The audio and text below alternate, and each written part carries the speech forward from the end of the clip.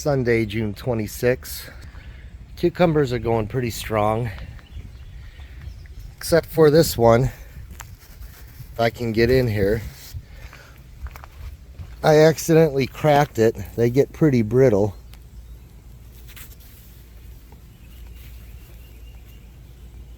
There goes a flower. Right there. Kind of hard to see. So basically, these two were way ahead of these, you know. This one to the left, because there's 4, would be about where this one is, which is probably, what, about 7 feet?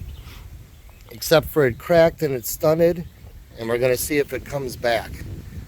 These two, I had taken out the squash because I realized they weren't going to trellis very well. Added these, so of course, because they were a little bit behind, and they were also from the clippings, they're growing very well. They're just behind that. But at one point it was nice because I had this like nice little stairway that was aesthetically pleasing until I cracked that one, because that end one's always been a little bit ahead. But so far so good. So I took the rest of the clippings, and these 3 right here are those. Now I haven't worked this soil. I gave it 1 dose last Sunday of Miracle Grow, but that's unworked soil, so I'm not expecting a whole lot. But they're growing. Remember, we're down where we have a long growing season, so if I could get past the crazy August heat, they'll keep going. Those 3 are zucchini, and then those 3 are the transplanted squash. As far as the tomatoes, they've been doing well. I mean, if I walk up here, this right here is up basically my height, and I'm 5'8". So they're still growing. We've had an absolutely scorching early summer. It's just been, all week's been high 90s. Today's 99, yesterday was 98, and it's just, they're not wanting to pollinate. They're flowering, but they're not wanting to pollinate. But again, if I can make it to a cool week, which we might drop down into the 80s next week, or make it past the brood of summer, I can have good Septembers and early Octobers. I'm still having a little bit of a leaf wilting problem. You can see it's starting to stabilize now. Basically, after that one hard rain, it really compacted my soil, and my leaves were getting so bad, like you can see that one, that even though they were growing and they were still doing well, it just worried me. So I went ahead and spun around the soil in all the pots. Hands down, that pink brandywine has the most intense root system. It's like that thick, 3 or 4 inches of just solid root pack all around that I was kind of able to get under, and then you could feel the bulb, which would fit in my hand, and I was able to kind of loosen it up, and it's taking in water a lot better now. I did every single one except for the cherry, because the cherry never seemed to exhibit too many issues. For some reason, it either didn't get as compacted, or that species of plant's not as affected. But now it's just, you know, getting the right temperature for production. So I don't have anything starting on here yet. A couple things I've tried, and they've not done very good. I got one starting over here on the big boy, but it's slow moving with the weather we have. And we're getting flowers. Like I said, it's just you hit a certain temperature where they won't pollinate. So I just got to keep them alive. We also, my wife and I, oh, there you go. Maybe that's just a caterpillar.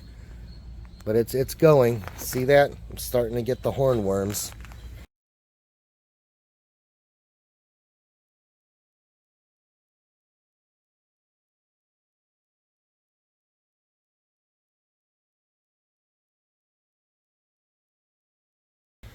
I had a hornworm, 2 of them today actually.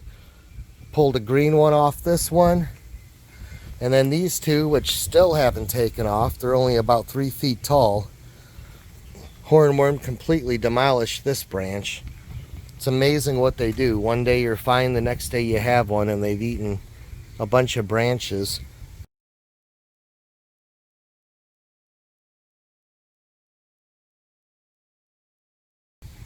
But basically I find hornworms and they go into my red devil cichlid tank and this happens. Oh. I wasn't even touching lights.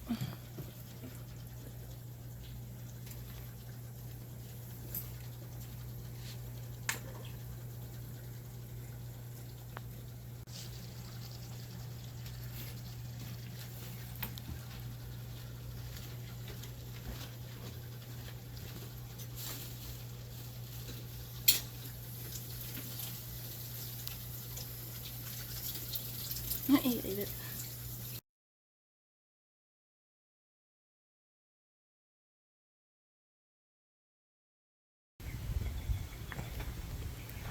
Really wish that Cherokee purple would get going, but the summer's still young. Well, I guess it's about midway through, but because we're in the south, we got quite a long growing season. Do have something weird going on. Now this actually fell off, but you could tell on my cherry, I'm up probably about 5'6" or so, and this side stopped growing. I've had a couple branches now that are doing this, and I thought it was the wind at first snapping them, and then I realized, well, they both fell off. Two of these branches have just started wilting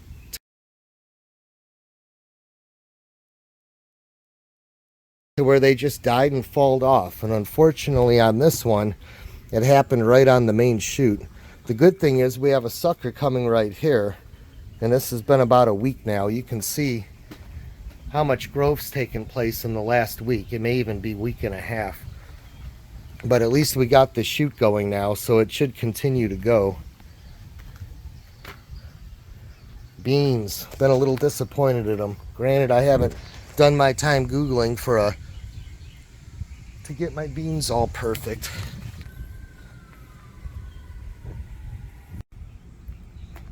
Got delayed for a moment there by somebody, but at any rate, the beans are not taking off the way I would have dreamt. And that's my fault. I haven't put a lot of time into researching them and all that. I did miracle grow them last Sunday for the first time. You know, they're supposed to pull nitrogen on their own, and miracle grow is like probably 90% nitrogen. I added that and the leaves got a little bigger, but they're still not going crazy. So I don't know, I'll have to research them. Maybe they're a slow starting plant. I mean, the middle one's the strongest, as it's always been. And it's up probably about 4 feet or so. I'm up on a little ledge right there, an 8-inch ledge. Well, I guess it wouldn't be 4, well, it's about 4 feet if you go by the box. It is neat though, the way they string themselves up.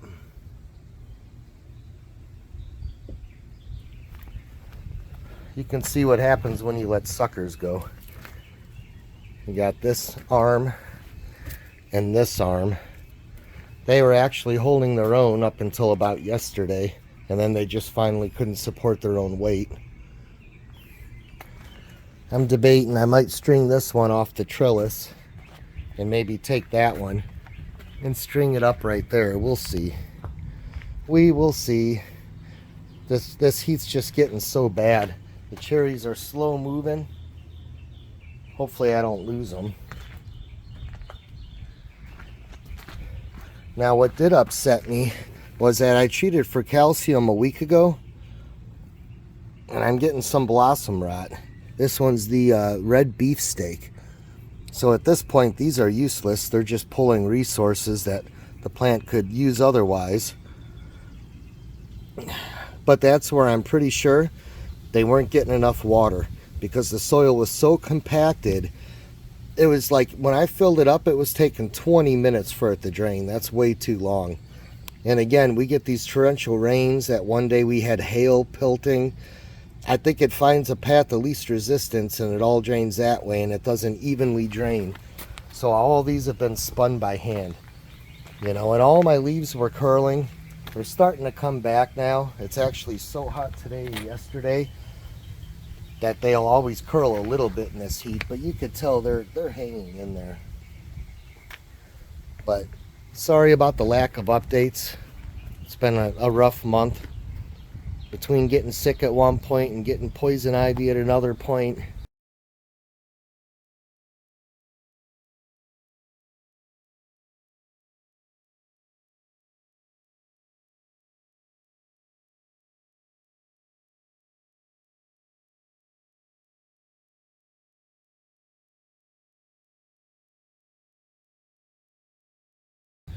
But I'm going to go ahead and splice in what I do have for anybody who wanted to see that week by week progress, which was my intentions.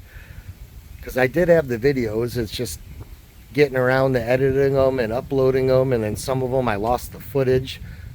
My Galaxy S22 Ultra, like a lot of Galaxies, can be finicky about stuff. You'll have it, you'll look, you'll see it, and then you go to upload it and it's gone.